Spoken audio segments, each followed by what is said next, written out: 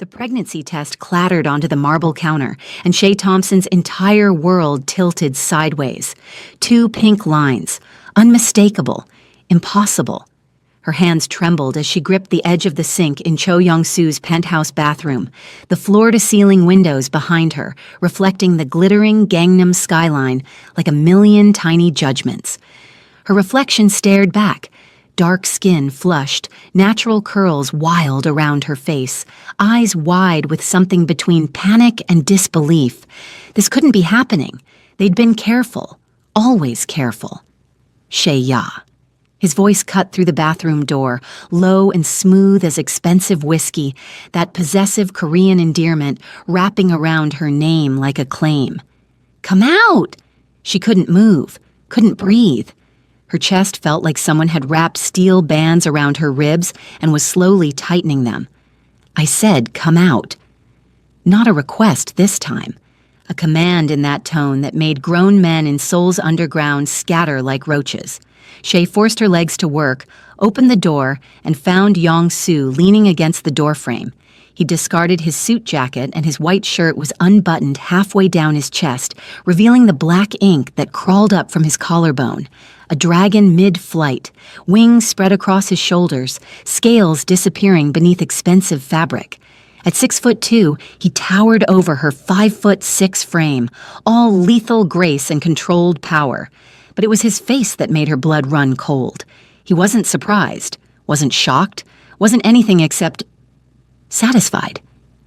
You knew. The words scraped out of her throat. Oh my God, you knew. Young-soo's dark eyes tracked over her face with an intensity that made her skin prickle, with equal parts dread and something she refused to name. Of course I knew. We used protection. Every single time for 3 months Her voice cracked. What did you do? He pushed off the doorframe and moved toward her with that predatory smoothness that had once made her feel protected. Now it made her feel hunted. I stopped using them 4 weeks ago. The room spun. Shay grabbed the doorframe to keep from falling, her heart hammering so hard she could feel it in her throat. You tampered with the condoms? I stopped using them entirely. He said it like he was discussing dinner plans, like he hadn't just confessed to destroying her entire life. You never noticed because when I had you underneath me, gasimil sureo tugobge mandaro julta, when I made your breath come fast and desperate, you weren't thinking about anything except how I made you feel.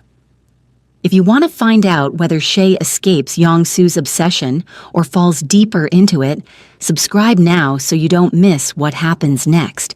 Trust me, this story gets darker.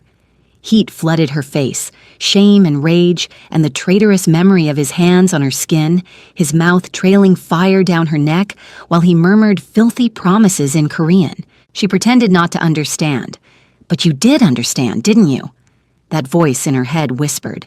You knew exactly what he was saying when he called you Nejit, mine. You got me pregnant on purpose. Her voice was barely a whisper. Yes. The casual confirmation hit her like a physical blow.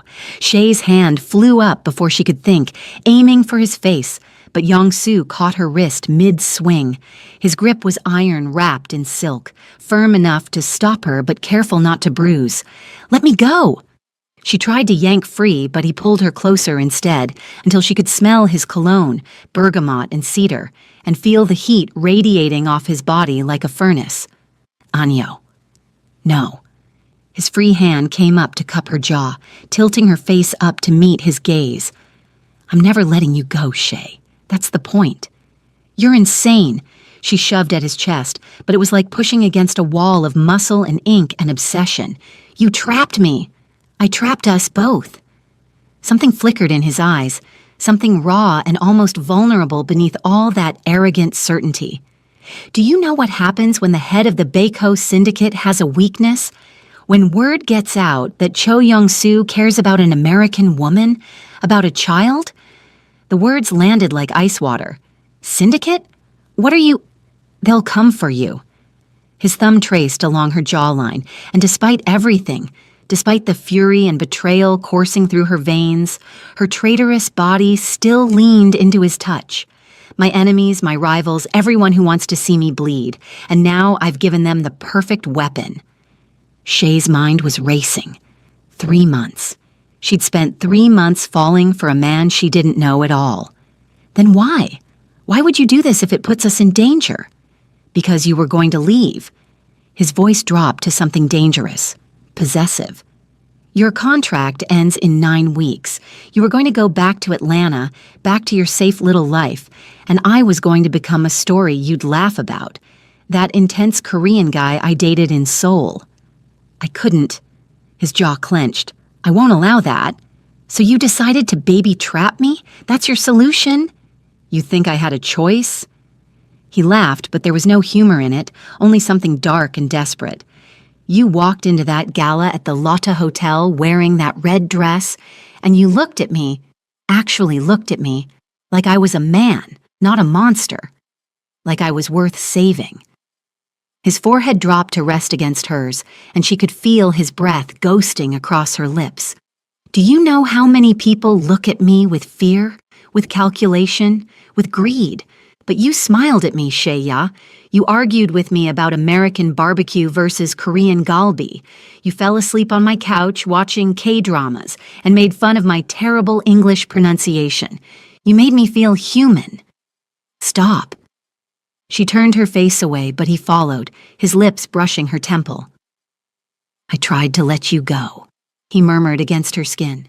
For 2 weeks after I realized I was falling, I tried. I told myself I'd end it clean, but then you'd show up at my apartment with tteokbokki from that street vendor you love, speaking broken Korean to make me laugh, and I'd think, maybe I could keep one good thing, just one. Shay's eyes burned. By forcing me? By taking away my choice? Yes. No hesitation, no apology. His hand slid from her jaw to the back of her neck, fingers tangling in her curls with a possessiveness that made her shiver. I'm not a good man, Shaya. I've killed people. I've done things that would make you sick, but I'm yours, and you're mine. And now there's a life we made together, binding us. What if I run? The question came out breathless. Young-Soo's smile was sharp enough to cut, his eyes dropping to her mouth. Then I'll find you. I'll burn down every city between here and Atlanta if I have to. You can hate me, fight me, make me bleed, but you're not leaving.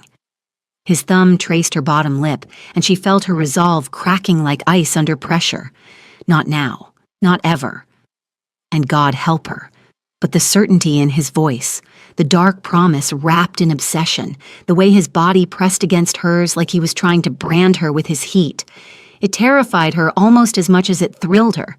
But what Shay didn't know yet, as she stood in that penthouse with a killer's hands cradling her face like she was something precious, was that Young-Soo wasn't the only one who'd been keeping secrets. Her consulting job, her background, even her arrival in Seoul, none of it was real. And when the truth came out about who'd really sent her into Cho Young-Soo's orbit, this pregnancy would be the least of their problems. Shay didn't sleep that night. She lay in Young-Soo's massive bed, his arm draped possessively across her waist even in sleep, and stared at the ceiling while her mind raced. 3 months pregnant, maybe 4. Her hand drifted to her still flat stomach, and the reality of it hit her in waves.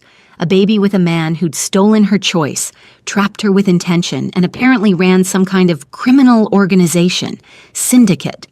The word kept echoing in her head, Beho Syndicate. When dawn broke over Seoul, painting the Hangyang River in shades of pink and gold through the floor-to-ceiling windows, she knew one thing with absolute certainty. She had to get out. Not today. He'd be watching too closely. But soon, she needed a plan. Young-Soo stirred beside her, his grip on her waist tightening reflexively before his eyes opened. For a moment, he just looked at her, dark eyes tracking over her face with an intensity that made her skin prickle, like he was searching for signs of rebellion. Jaljaseo? Did you sleep well? His voice was rough with sleep, and his free hand came up to brush a curl away from her face with surprising gentleness. The duality of him was going to drive her insane. Not really, she admitted, because lying seemed pointless now. Something flickered in his eyes, regret maybe, or satisfaction that she was struggling. The first trimester is difficult. Hormones, anxiety. His palm flattened against her stomach over her silk sleep shirt, and she felt her breath catch despite herself. We'll see a doctor today. Private clinic in Cheongdam-dong, the best. I don't want Shea-ya. His thumb traced circles on her skin, and the casual intimacy of it made her want to scream and lean into him at the same time. I know you're angry. I know you hate me right now, but I need to make sure you're both healthy. That's non-negotiable. She wanted to fight him, but the truth was, she needed to see a doctor too. Needed to know if this pregnancy was even viable after all the wine she'd drunk before she knew, all the late nights and stress. Fine, she said, hating how small her voice sounded, but I'm not staying locked up in this penthouse. Young-Soo's smile was slow and dangerous. Who said anything about locking you up? He sat up, the sheet falling to his waist, revealing all that ink and muscle in the morning light. The dragon seemed to move across his chest as he breathed. You're not my prisoner, Jagiya. You're free to go anywhere you want. The endearment, my darling, made her stomach flip. Really? Of course. He leaned down, his lips brushing her temple. As long as Junho and Minseok go with you. Who? My men.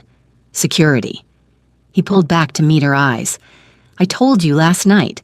Having this baby, makes you a target. I have enemies, Shay. People who would love nothing more than to hurt me by hurting you. A chill ran down her spine. What kind of enemies?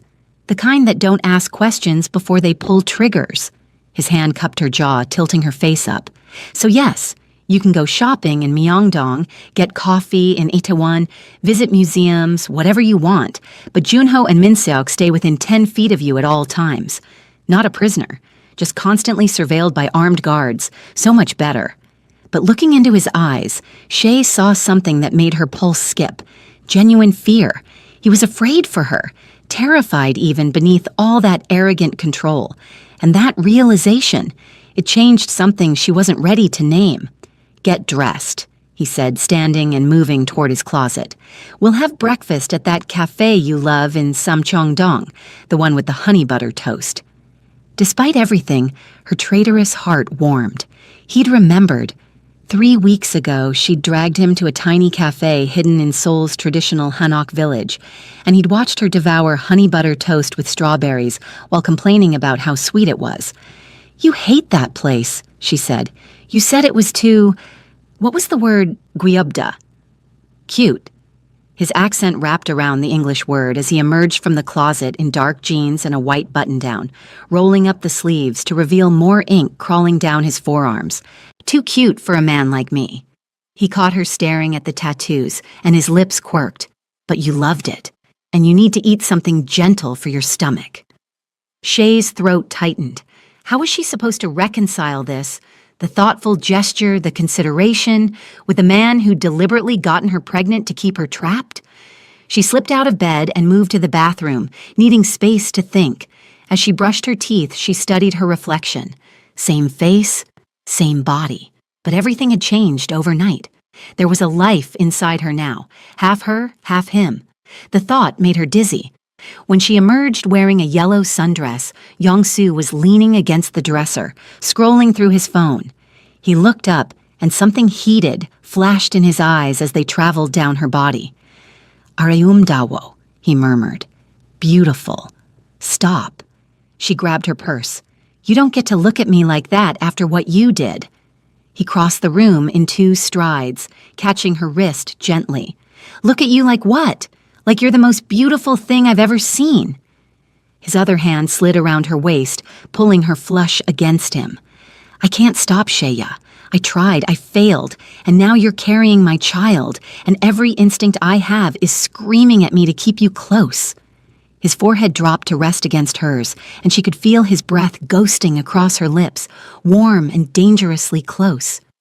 I know I'm a bastard. I know I took your choice, but I can't regret it. Not when the alternative was losing you. Shay's hands came up to press against his chest, intending to push him away, but her traitorous fingers curled into his shirt instead, holding on. You're going to make me hate myself, she whispered, for not hating you enough. His laugh was low and rough. Then we'll hate ourselves together. He kissed her forehead, then her cheek, then the corner of her mouth. Soft brushes that made her whole body ache. Come on, let's get you fed before I do something that makes us both late. The drive to Samcheong-dong should have been peaceful. Seoul's morning traffic was manageable, and the traditional neighborhood was gorgeous this time of year, with autumn leaves painting the narrow streets in gold and red. But Shay couldn't shake the feeling that something was wrong. Young-soo sat beside her in the back of his black Mercedes, his hand possessively on her thigh, while two men she'd never seen before occupied the front seats.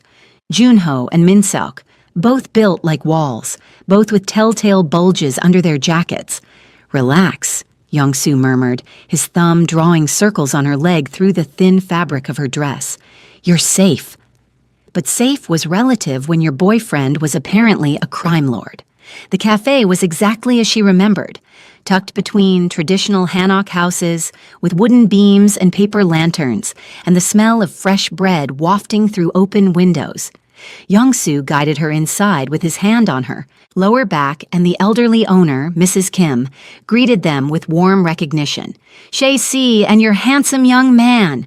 She ushered them to a corner table by the window. The usual. Yes, please, Shay managed, trying to smile normally. As Mrs. Kim bustled away, Young-soo reached across the table to take her hand. His fingers laced through hers, warm and possessive. See? Normal. We can do normal. Could they, though? Could they sit here and pretend they were just a couple in love, expecting a baby, planning a future? The honey butter toast arrived, golden and perfect, with fresh strawberries and whipped cream. Shay's stomach growled despite her anxiety, and she took a bite, savoring the sweetness.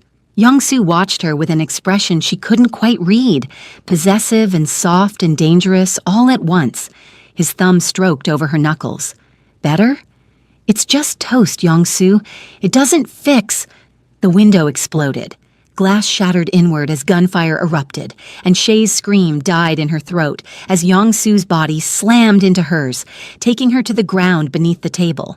His weight pressed her into the floor, one arm curved protectively around her head, the other reaching for something at his back.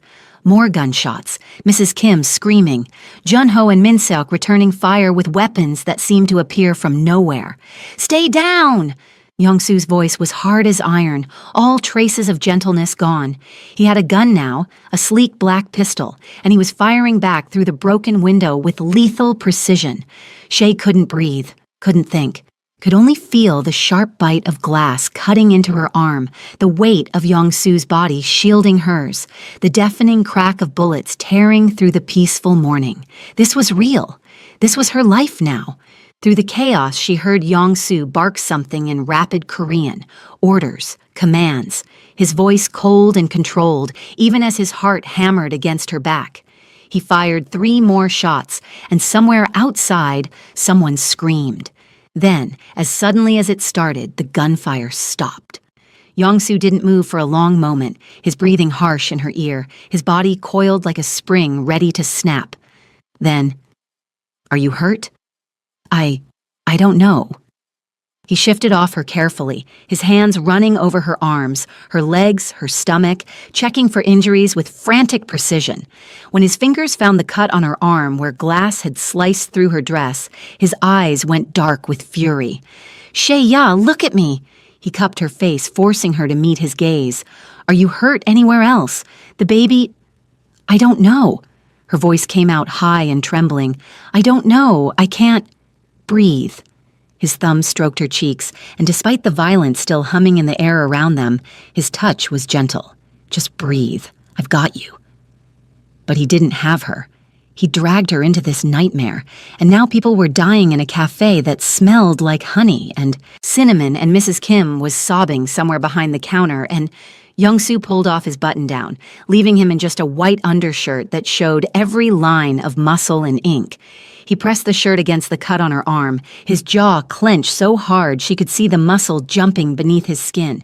"Junho!" he barked. "Status!" 2 shooters on motorcycle, boss. Both down. Mrs. Kim is shaken but unharmed. Street is clear for now, but police will be here in 5 minutes. Then we have 4. Yongsu turned back to Shay, and she'd never seen him look like this. Controlled violence wrapped around barely contained fear.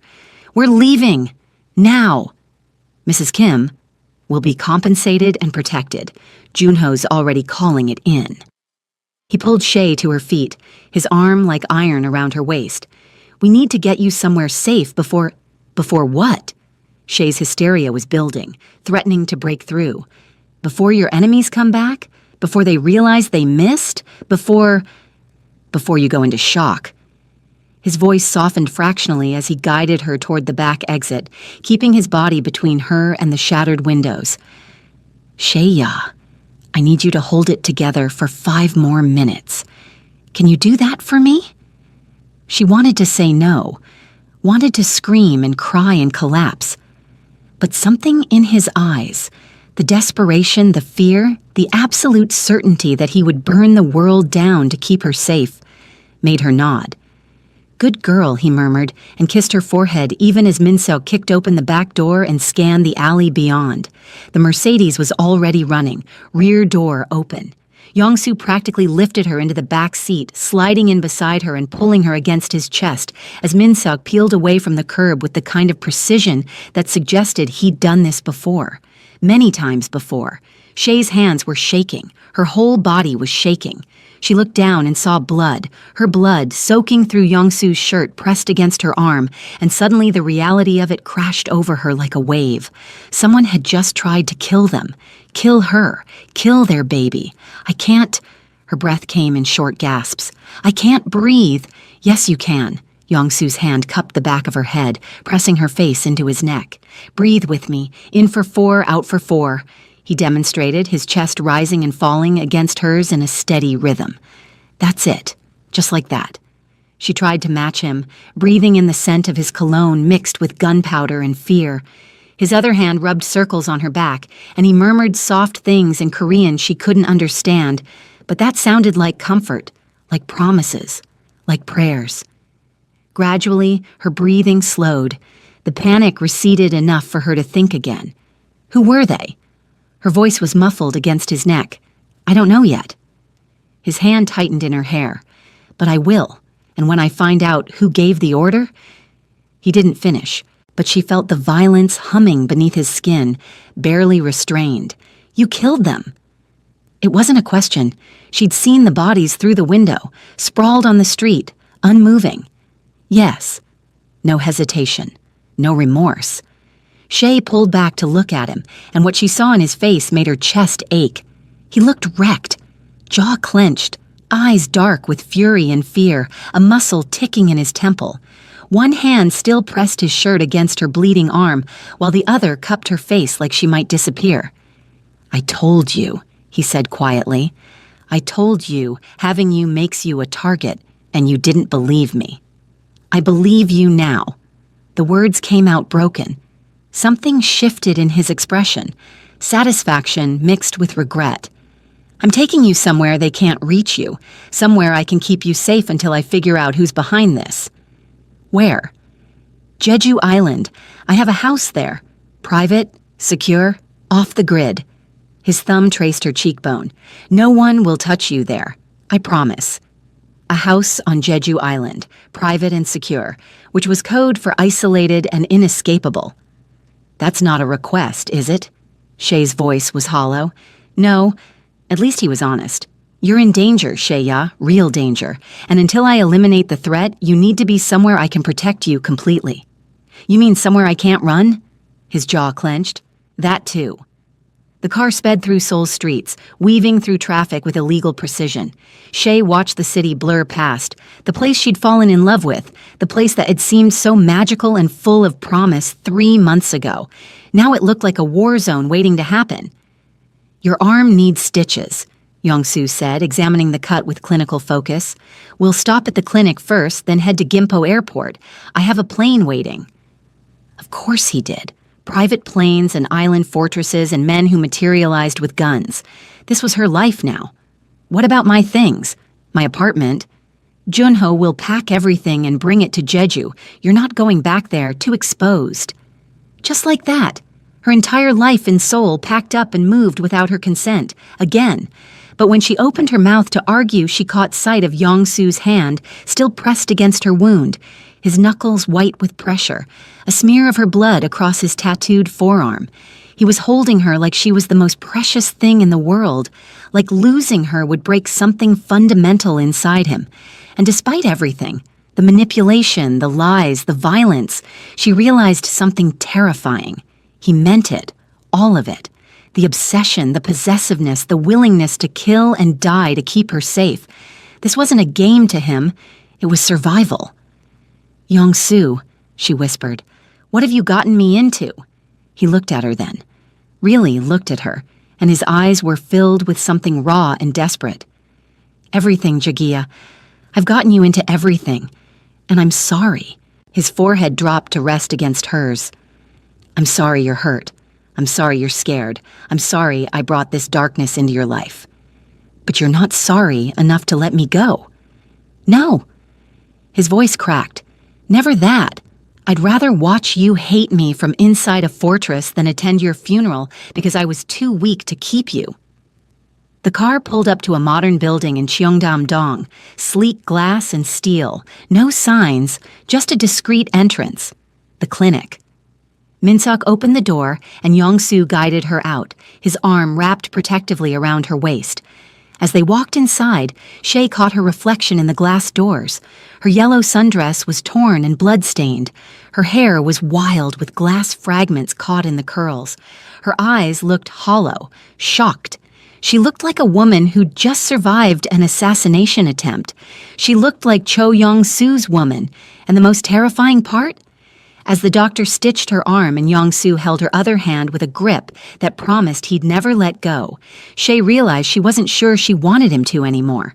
Because out there, beyond these walls, were people who wanted her dead.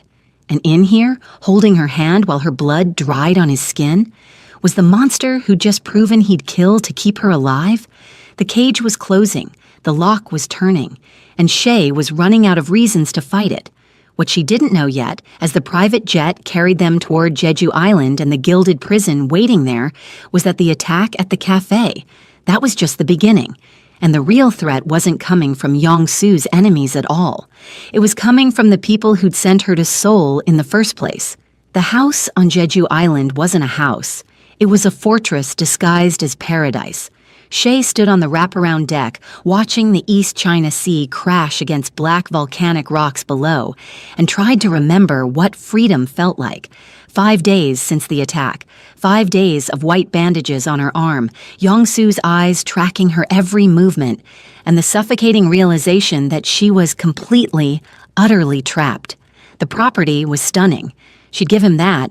Modern architecture blending seamlessly with Jeju's natural landscape, floor-to-ceiling windows framing ocean views, a private beach accessible only through a guarded gate. Inside, everything was luxury: Italian marble, Korean art, a kitchen bigger than her entire Atlanta apartment. But luxury didn't change what it was: a cage, just a beautiful one. "You should be resting." Yong-Su's voice came from behind her, and she felt him approach before his arms wrapped around her waist, pulling her back against his chest. His chin rested on her shoulder, and despite everything, her body relaxed into his warmth. That was the problem. Her body kept betraying her brain. "I've been resting for 5 days," she said, her hands settling over his at her stomach, a gesture that was becoming automatic, natural, terrifying in its intimacy. "I'm going stir-crazy." The doctor said to take it easy. Stress isn't good for the baby. His lips brushed her temple, then lower, trailing along her jaw in a way that made her breath catch. "Or for you." Shay closed her eyes, fighting the way her pulse jumped at his touch.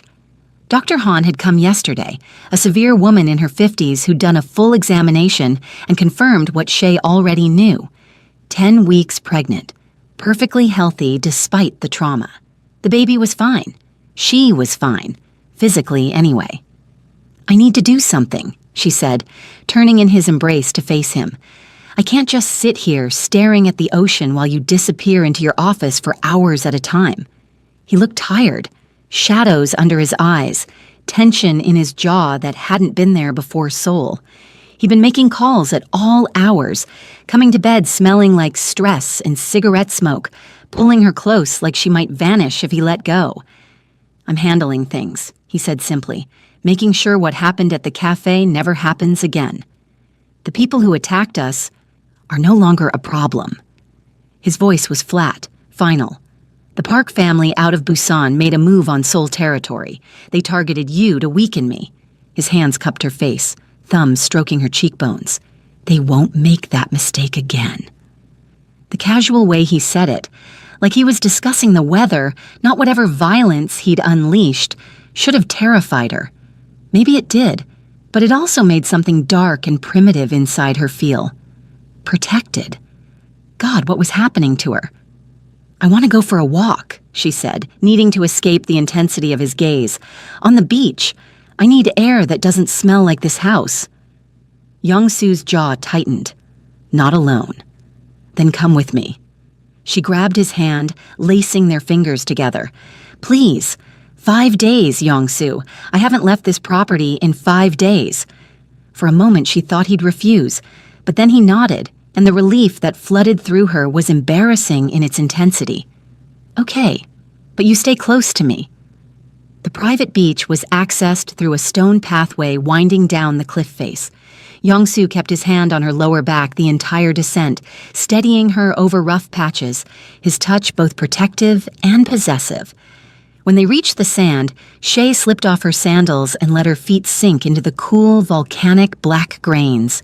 The beach was deserted except for 2 guards stationed at the far end, always watching, always present, her shadow wardens. They walked in silence for a while, the waves providing the only soundtrack. Shay tried to organize her thoughts, tried to figure out how to ask the question burning in her chest. "Tell me something real," she finally said, "something that isn't about syndicates or enemies or violence, something that's just you." Young-Soo was quiet for so long she thought he wouldn't answer. Then, "My mother used to bring me here, before she died." Shay stopped walking, turning to look at him. His eyes were fixed on the horizon, and for the first time since she'd known him, he looked almost vulnerable.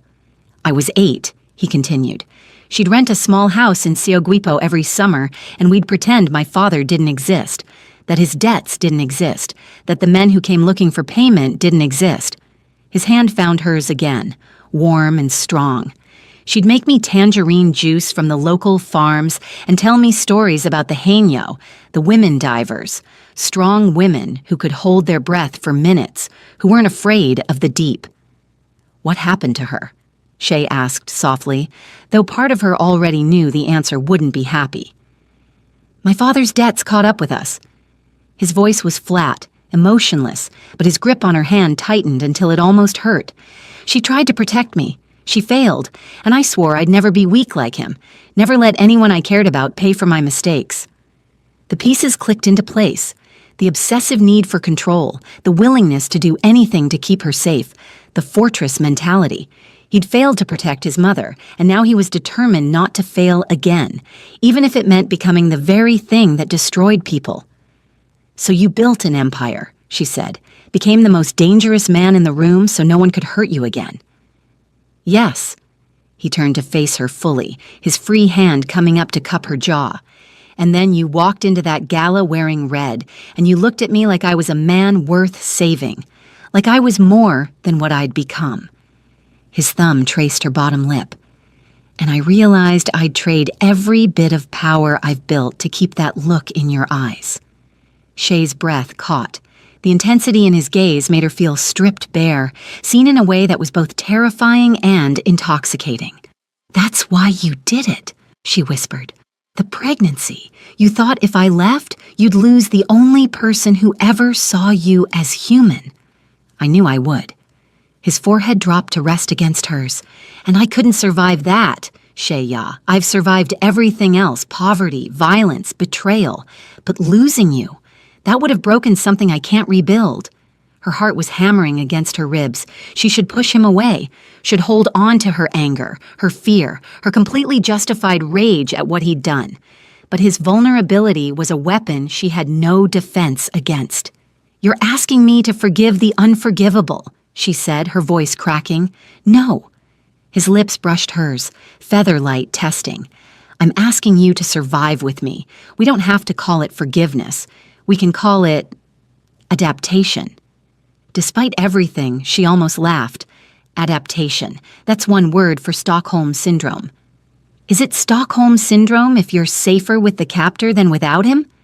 His mouth moved to her jaw, pressing soft kisses that made her knees weak. If the world outside is more dangerous than the cage? Shay's hands fisted in his shirt, torn between pulling him closer and pushing him away. You're twisting everything. I'm being honest. He pulled back to look at her, and his eyes were blazing. I'm a monster, Jagia. I've done terrible things, but I'm your monster now, and anyone who wants to hurt you has to go through me first. The declaration should have sounded insane. Instead, it sounded like a vow. Before she could respond, his phone buzzed. The shift in him was instantaneous, his whole body going rigid, eyes sharpening to that dangerous focus she'd seen right before the cafe attack. What? Her pulse spiked. What is it? He was reading something on his screen, his jaw clenching tighter with each second. We need to get back to the house, now. Tell me what's happening. Your friend Maya. He grabbed her hand and started pulling her back toward the path, his pace urgent but controlled. The one you texted before I took your phone. She just filed a missing persons report with the U.S. Embassy in Seoul. Shay's heart stopped. She what?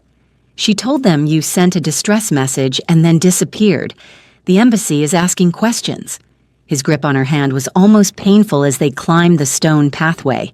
Questions that are going to lead them here if we're not careful. But that's good, isn't it? Even as she said it, something in his expression made her doubt. The embassy can help me. Yong-soo stopped walking abruptly and spun to face her. Help you how, Shay? By making you a bargaining chip between governments? By turning you into an international incident? His hands gripped her shoulders. You're carrying the child of Korea's most wanted crime lord. Do you really think anyone's priority is your safety? The way he said it, cold, calculated, brutally honest, made ice flood her veins. What are you saying? I'm saying that the moment they confirm your location, you become valuable for all the wrong reasons. To the U.S. government, to the Korean police, to my enemies who'll see an opportunity in the chaos. He cupped her face, forcing her to meet his eyes. The only person who wants to keep you alive more than they want to use you is me. Shay wanted to argue, wanted to believe he was manipulating her, twisting the truth to keep her compliant. But looking into his eyes, seeing the genuine fear there beneath all that controlled violence, she wasn't sure he was wrong. So, what do we do? The question felt like falling. We stay smart. We stay hidden. His thumb stroked her cheek. And we prepare for the possibility that your old life is about to come looking for your new one. As they reached the house, Shay glanced back at the ocean, vast and endless and completely indifferent to her crisis. 5 days ago, she'd been shot at in a cafe. Now her best friend had potentially put a target on her back by trying to save her. The cage was getting smaller. The exits were disappearing. And the monster, holding her hand, he might be the only thing standing between her and something worse. What Shay didn't know yet, as Yong-soo guided her inside and immediately disappeared into his office to make calls, was that Maya's report had done more than alert the embassy. It had triggered protocols, activated assets, set in motion a series of events that would force Shay to confront a truth she'd been avoiding since the moment she woke up in Seoul 3 months ago. Nothing about her life had ever been real. Not her job, not her apartment, not even her reason for being in South Korea. She'd been a chess piece from the beginning, and the player moving her across the board was about to reveal themselves. Shay waited 3 days before she tried to run. 3 days of watching Yong-soo's guards rotate shifts, learning their patterns, memorizing the blind spots in the security cameras. 3 days of playing the compliant girlfriend, letting him hold her at night while his breathing evened out into sleep, all while her mind raced with escape routes and desperate plans. Maya's missing persons report had changed everything. It meant someone was looking for her. It meant there was still a world outside this gilded cage that remembered she existed. It meant she had to try. The opportunity came on a Thursday morning.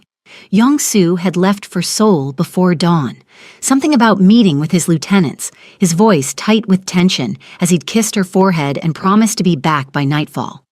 Junho and Min-seok were with him, leaving only 2 guards on the property, one at the main gate, one patrolling the perimeter. Shay had watched them long enough to know the perimeter guard took a cigarette break at the far end of the property every day at 10 a.m., a 15-minute window where the beach path was unmonitored. 15 minutes. That was all she needed.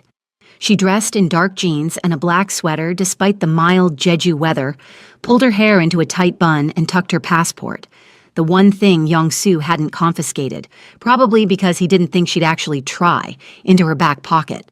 Her hands shook as she crept down the stairs, every creak of the floorboards sounding like gunshots in the silent house. The kitchen door that led to the beach path was locked, but she'd memorized the code by watching Yong-soo punch it in. 4 digits, 0814, August 14th. The day they met at the Lotte Hotel Gala.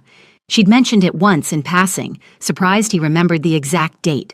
Now she knew. He'd been marking it like a hunter marks his prey. The lock clicked open. Shay's heart hammered as she slipped outside into the cool morning air. The path stretched before her, winding down through volcanic rock and wild grass toward the black sand beach. Beyond that, she could see the main road in the distance, maybe 2 miles if she ran. She ran. Her feet pounded against stone, her breath coming in gasps that had nothing to do with exertion and everything to do with terror. Any second now, someone would notice. Any second, alarms would sound, and Yong-soo's men would come for her, and she made it to the beach. The sand slowed her down, but she pushed through, her eyes fixed on the road ahead. So close. She was so close to freedom, so close to... A black SUV was parked at the public beach access point. For a wild moment, she thought about flagging it down, begging whoever was inside for help. But something made her hesitate.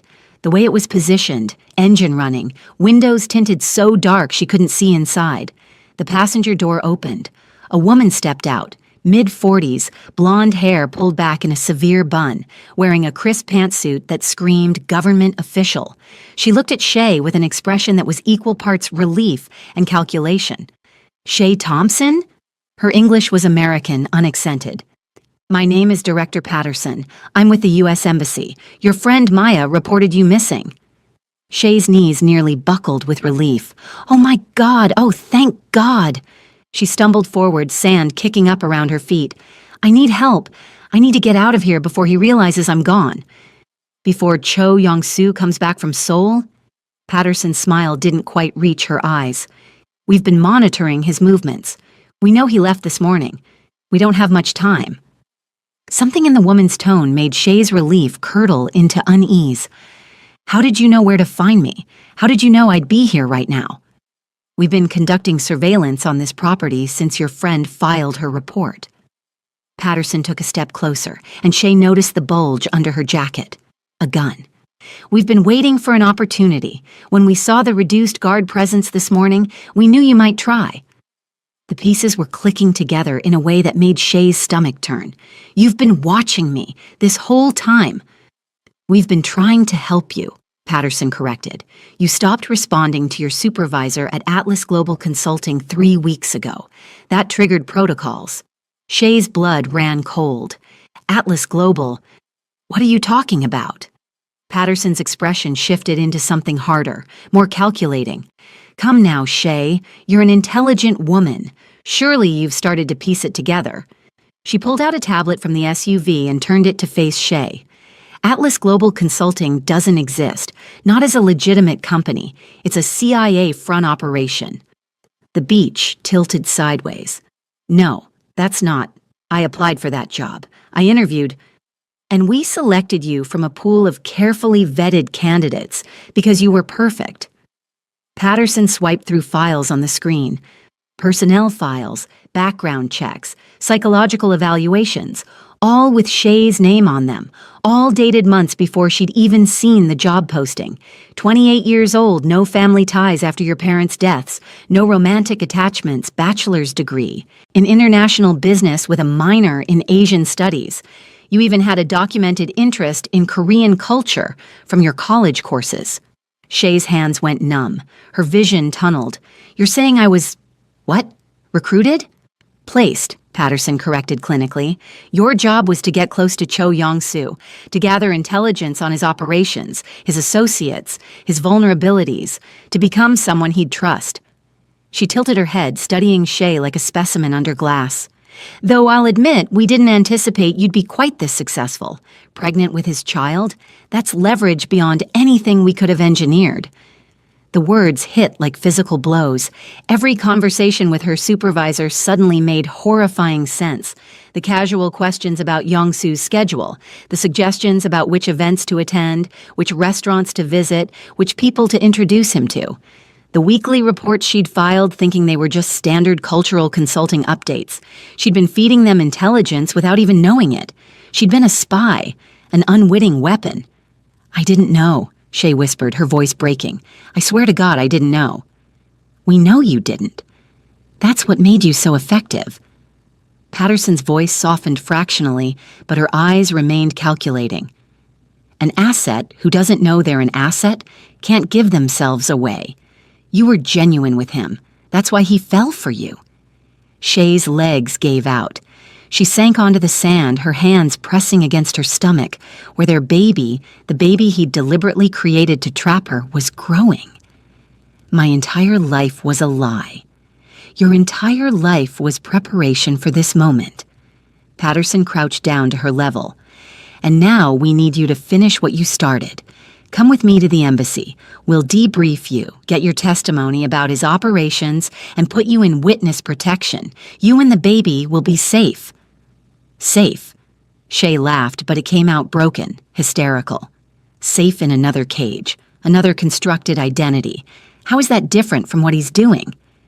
Because we're the good guys, Patterson said simply, and he's a criminal who got you pregnant without your consent to keep you trapped.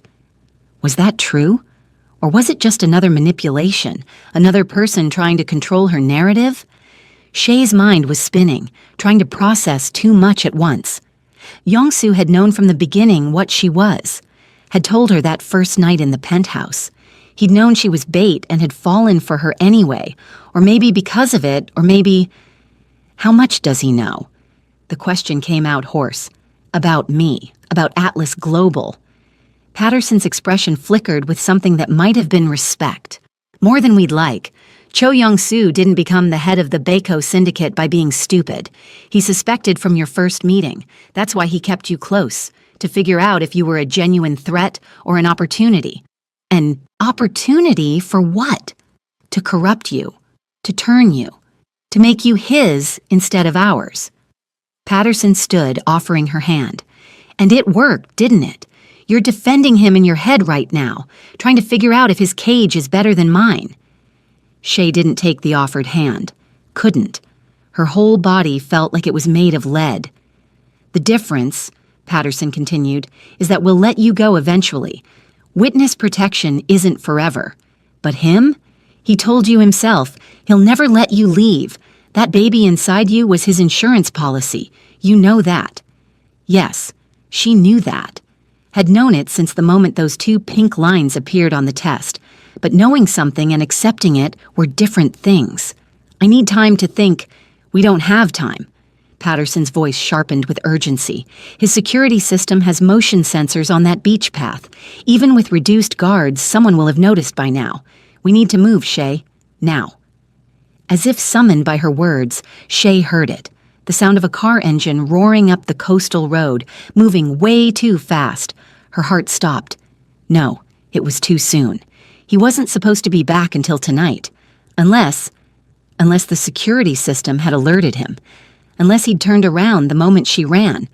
Unless he'd known, somehow, that she would try. The black Mercedes came into view, skidding to a stop at the edge of the beach access. 3 doors opened simultaneously. Yong-soo emerged from the back, Junho and Min-seok flanking him, all 3 moving with deadly precision. But it was Yong-soo's face that made Shea's chest crack open. He looked devastated, furious, terrified. His eyes locked on hers across the sand, and the betrayal in them was a living thing. "You ran," he said. The words hung in the air like an accusation and a wound all at once. Shea's voice broke. "I had to try. Had to try."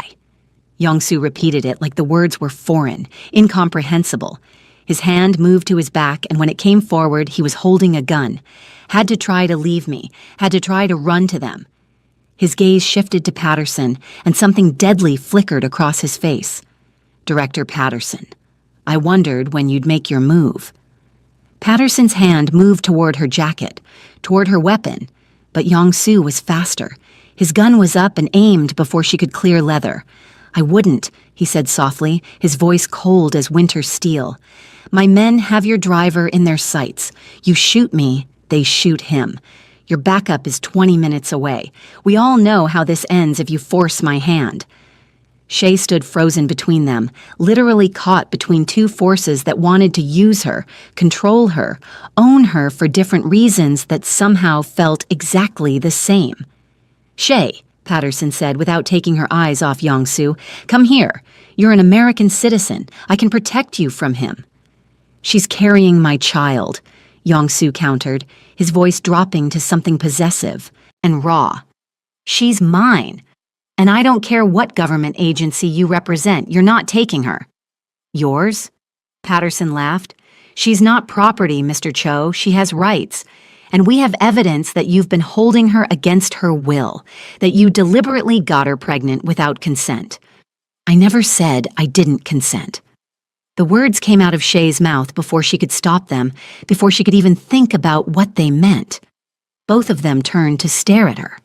"What?" Patterson's professional mask slipped. "Shea, he admitted to tampering with birth control. That's reproductive coercion. That's illegal in every—" "I know what it is." Shea's hands pressed against her stomach, feeling the slight curve that was barely visible but undeniably there. "I know what he did. I know what he is." She turned to face Patterson fully, and something in her chest was cracking wide open. "But you made me into a weapon without my knowledge. You constructed my entire life like I was a chess piece on your board. You put me in his path deliberately. We were trying to bring down a dangerous criminal. By using me."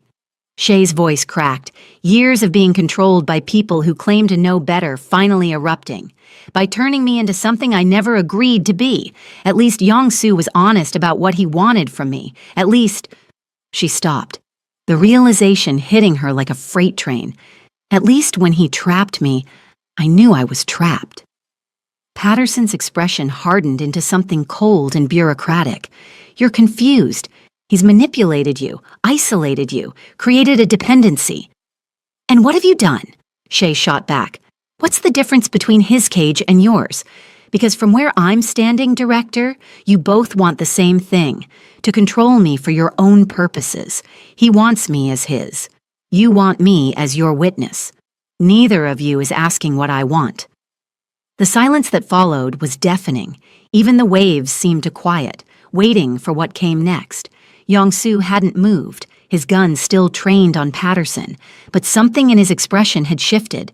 His eyes were locked on Shea with an intensity that made her skin burn, hope and disbelief and something desperate warring across his features. "Last chance," Patterson said, her voice clipped. "Come with me now, testify against him, and we'll put you in witness protection. You and the baby. New identity, new life, safety guaranteed." "Safety," Shea repeated, and the word tasted like ash. "You mean another constructed identity, another life of looking over my shoulder, another cage, just with different bars?" She took a shaky breath. "How long would I have to stay in witness protection? A year? 5? Forever?" Patterson's silence was answer enough. Shea turned to look at Yong-soo. at the monster who'd stolen her choice but was looking at her now like she was his entire world cracking apart, at the man who'd killed to protect her, who'd built a fortress to keep her safe, who'd offered to burn down his empire if it meant keeping her. It wasn't a good choice. It wasn't even a sane choice. But for the first time in 3 months, maybe for the first time in her entire life, it was her choice. "I'm staying," she said. The words fell like stones into still water, rippling out in waves Shay knew she couldn't take back. Patterson's face went cold. "You're making a mistake you can't undo, Ms. Thompson." "Maybe." Shay's voice was steady now, certain in a way that terrified her. "But it's my mistake to make. Not yours. Not the CIA's. Mine." For a long moment, Patterson just stared at her like she was a failed experiment, an asset that had gone rogue. Then she lowered her hand from her jacket and took a step back toward the SUV. "This isn't over, Mr. Cho," she said, her eyes hard as flint. "We'll be watching. And the moment she wants out, the moment she realizes what you really are and asks for help, we'll be there." "She won't," Young-soo said quietly, finally lowering his gun. His eyes never left Shay's face. "Because unlike you, Director, I'm going to give her something you never did." "And what's that?" His voice dropped to something raw and honest. "A choice to stay. Every single day." Patterson climbed into the SUV without another word. The vehicle pulled away slowly, deliberately, like she was giving Shay one last chance to change her mind. When Shay didn't move, didn't run after them, the SUV accelerated and disappeared down the coastal road, taking with it Shay's last connection to her old life. She stood there on the black sand, shaking, as Young-soo holstered his gun and dismissed Junho and Min-seok with a sharp jerk of his head. The two men retreated to the Mercedes, giving them privacy, but staying close enough to intervene if needed. Young-soo approached slowly like she was a wild animal that might bolt. He stopped a few feet away, and for the first time since she'd known him, he looked uncertain, vulnerable. "You chose me," he said, and his voice cracked on the words. "Why?" Shay looked at him, really looked at him, at the dragon tattoo disappearing beneath his shirt collar, at the shadows under his eyes from sleepless nights, at the hands that had killed for her, held her, trapped her, protected her. "Because you're right," she whispered. "The world outside is more dangerous than the cage. She was never going to let me go, not really. Witness protection is just another prison with better PR." She took a step toward him, then another. "And if I have to be trapped somewhere, if I have to belong to someone," her voice dropped, "I'd rather be trapped with someone who's willing to burn the world down to keep me safe than someone who'll use me until I'm no longer convenient." His arms came around her like a vice, pulling her against his chest so hard she could barely breathe. She felt him shaking. This dangerous, deadly man was shaking as he held her like she might disappear if he loosened his grip. "I thought I'd lost you," he murmured against her hair, his accent thicker with emotion. "When the security alert came through, when I saw you running on the cameras, I thought you'd rather risk everything than stay with me." "I did risk everything." She pressed her face into his neck, breathing in his scent, cologne and fear and something desperate. "And I'm still here." He pulled back just enough to cup her face, his thumbs wiping away tears she didn't realize she'd shed. His eyes were blazing with something fierce and possessive and almost worshipful. "I'm going to prove to you that you made the right choice. Every day, Shay-ya. I'm going to prove that you're not just surviving with me. You're living." She didn't believe him. Not yet. Maybe not ever. But when he kissed her, desperate and claiming and somehow achingly gentle, she realized something that should have terrified her, but instead felt like acceptance. She'd chosen her monster. Now she just had to figure out how to live with him. His hand slid into her hair as the kiss deepened, and Shay felt herself melting into him despite everything, despite the chaos and betrayal and impossible situation. When he finally pulled back, they were both breathing hard. "We need to leave Jeju," he said, his forehead resting against hers. "Patterson knows where we are. She'll come back with more people, more leverage." "Where will we go?" "New Zealand. I have property there, completely off-grid, registered under shell companies even the CIA can't trace easily. His hands framed her face. I'll dismantle my operations here, turn evidence over to Korean authorities in exchange for immunity, walk away from everything I've built. Shay pulled back to look at him. You'd really do that? Give up your empire? It was never an empire, Jagia. It was a prison I built around myself after my mother died. His thumb traced her cheekbone. But you're the first thing that's ever made me want to be free. What about your enemies? The people who attacked us? Taken care of? Something dark flickered in his eyes. The Park family won't be a problem anymore. I made sure of that.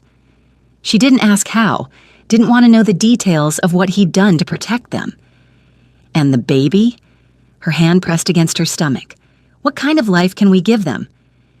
Yongsu's hand covered hers, warm and steady. A quiet one, a safe one. A normal one. He laughed softly. Or as normal as it can be when your parents are a former crime lord and an unwitting CIA asset. Despite everything, Shay almost smiled. That's going to be one hell of an origin story. We'll tell them the truth, his voice turned serious, when they're old enough, about how we met, what I did, what happened. They deserve to know their parents aren't perfect. That love is complicated and messy, and sometimes starts in the worst possible way. And if they hate us for it, then we'll earn their forgiveness. He kissed her forehead. The same way I'm going to spend the rest of my life earning yours. Shay looked up at him, this dangerous man who'd become her entire world through manipulation and obsession, and a twisted kind of love she was only beginning to understand. I don't forgive you, she said quietly. Not yet, maybe not ever. I know. But I choose you anyway, despite everything, maybe because of everything. She took a shaky breath. Is that enough? Yongsu's smile was sad and hopeful at the same time. It's more than I deserve, which means it's everything I need. He lifted her into his arms. She gasped and grabbed his shoulders and started carrying her back up the beach path toward the house. What are you doing? Taking you home, he said simply. We have a plane to catch, a life to dismantle, and a future to build. His eyes met hers, and in them she saw the truth of what they were about to do. Ready to disappear with me, Jagia? Was she? Ready to leave everything behind, to become someone new, to build a life with a man who'd trapped her, but was offering her a kind of freedom she'd never had? Shay looked back one last time at the empty road where Patterson's SUV had disappeared, at the life she could have had, witness protection, safety, a constructed identity that wasn't really hers. Then she looked at Yongsu, at the father of her child, at the monster who loved her enough to change. Yeah, she whispered, winding her arms around his neck. Let's disappear. 6 months later, in a small coastal town in New Zealand that didn't appear on any tourist maps, Shay watched the sunset paint the sky in shades of pink and gold, while Yong-Soo, now going by Daniel Cho, built a crib in their cottage bedroom. Her hand rested on her very pregnant belly, feeling their daughter kick against her palm with what she was sure was her father's stubbornness. She's active today, Daniel said, looking up from the instruction manual with a smile that transformed his face into something soft and human. She knows you're building her escape route, Shay teased, and was rewarded with his laugh, that rare, genuine sound she'd been collecting like treasure over the past months. He'd kept his promises, all of them. He dismantled his syndicate, turned evidence against his rivals in exchange for immunity, and walked away from everything he'd built. They disappeared into new identities so thoroughly that even Patterson's resources couldn't find them. Every morning he asked if she wanted to stay. Every morning she said yes. It wasn't forgiveness. It wasn't even fully healed. But it was real, and it was theirs, and it was built on choices she made freely now. Do you regret it? She asked, watching him work. Giving up everything? Daniel looked at her with those dark eyes that had once terrified her and now felt like home. I regret how we started. I'll spend the rest of my life earning what I took from you. He placed his hand over hers on her belly, feeling their daughter move. But regret you? Regret this? Never. As the sun dipped below the horizon and their daughter kicked again, Shay realized that sometimes love doesn't save you from the darkness. Sometimes you both have to walk through fire to find something worth keeping. And sometimes the monster teaches you how to be free. Their story wasn't a fairy tale. It was messy and complicated and built on ashes and forced choices.